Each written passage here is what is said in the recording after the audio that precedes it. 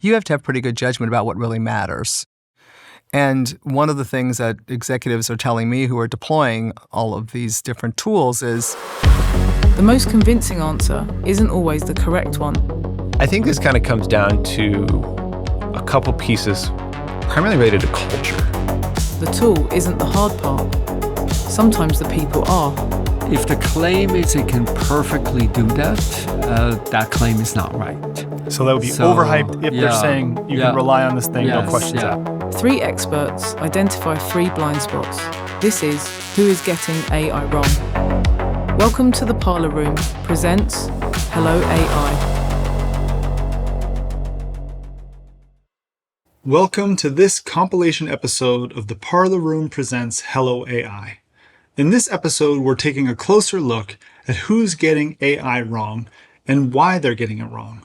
What I've noticed is AI doesn't seem to fail in the way that people expect it to. It doesn't crash or break or put up a giant error sign. It fails quietly, confidently, and in perfect, predictable sentences. And most people don't notice it until it's too late. The most dangerous thing about AI might not be what it gets wrong. It's how convincing it sounds while it's doing it. Confidence has a way of passing for truth. This is Linda Hill. when you're working with Gen AI or agentic AI too, the issue is you are the human is at this point anyway. You're bringing the judgment to the equation, the solution, right? Because these are just mathematical. These are equations that are running, right? Someone's whatever, all of that. But to figure out the use case and whether it's how to design it in a way that it will solve the problem that you want it to solve, use case, and/or to look back and say, well, when did it really do it? Given that we know the technology is still evolving, you have to have pretty good judgment about what really matters. And one of the things that executives are telling me who are deploying all of these different tools is you have to keep reminding people that it isn't human, because one of the things that sort of tricks you about it is it looks like it's human. You know, it's speaking in natural language. And so I was reading a study, and I don't have the statistics in front of me. It turns out that people, if you tell people this solution as the result of machine learning, some percentage trusts the solution, others don't. A large percentage don't. Yeah. When it comes out of, when Gen AI does it, a larger percentage trusts it. Why is that? Do we know? Well, because it's in natural language. Okay.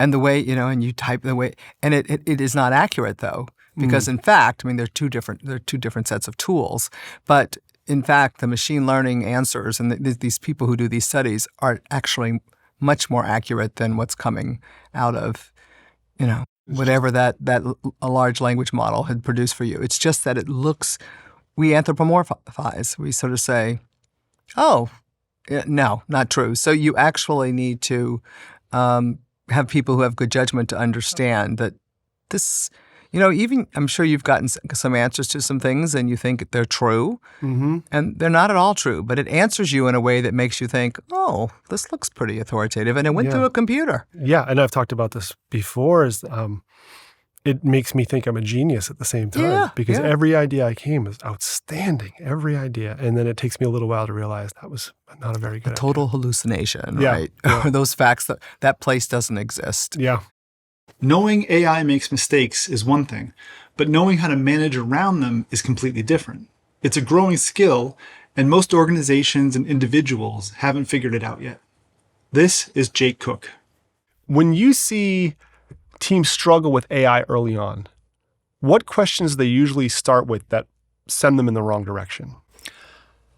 I think this kind of comes down to a couple pieces primarily related to culture. Okay. And so if the culture doesn't reward experimentation, it's okay to fail.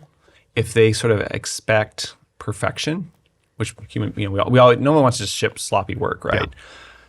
But inherently AI is probabilistic versus deterministic, meaning that there's a it's at its core, the way it's working is it's kind of guessing what's going to come, whether it's a pixel or a word. It's just making a probability of a guess, which means inherently it's going to be wrong.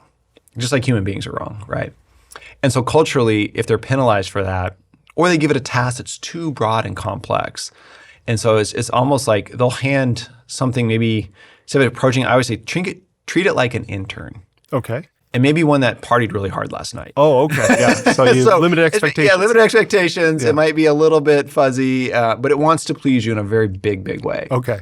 And so when you hand it a task, like come up with our go-to-market strategy for next year and what products we should develop, you would never in a million years deploy capital off of an intern's recommendation on that, right? But we kind of treat it the same way, and with it's like, okay, well, tell me what to do.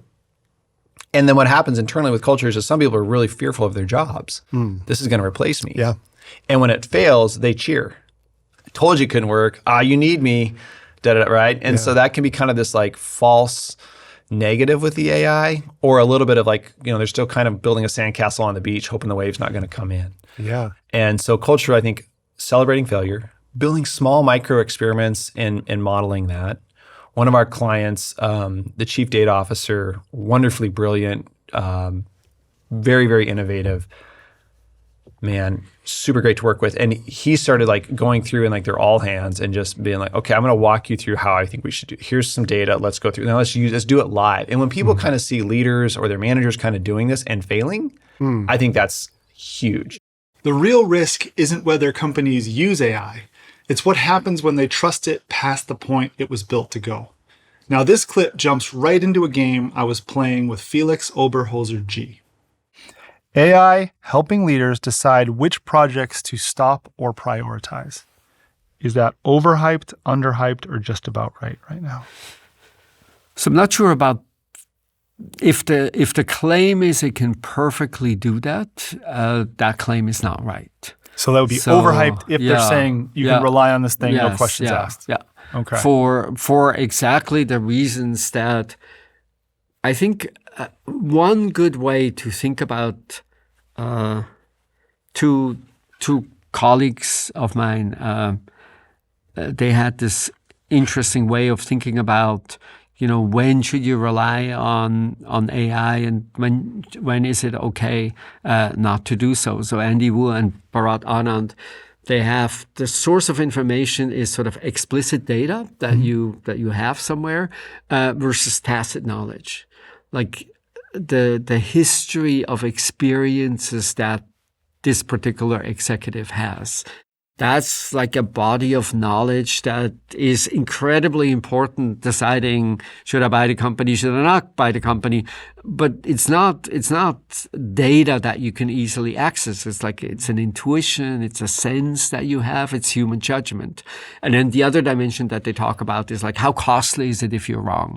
And even though it's like a super simple 2x2, anything that is sort of in that there's a lot of tacit knowledge, probably AI will perform not quite as well as, the typical human person who has a lot of experience, which doesn't automatically mean you shouldn't use it, because then you ask, okay, so it's probably not going to be very good. Is it costly if I make a mistake? And the answer is no, actually, it'll be okay.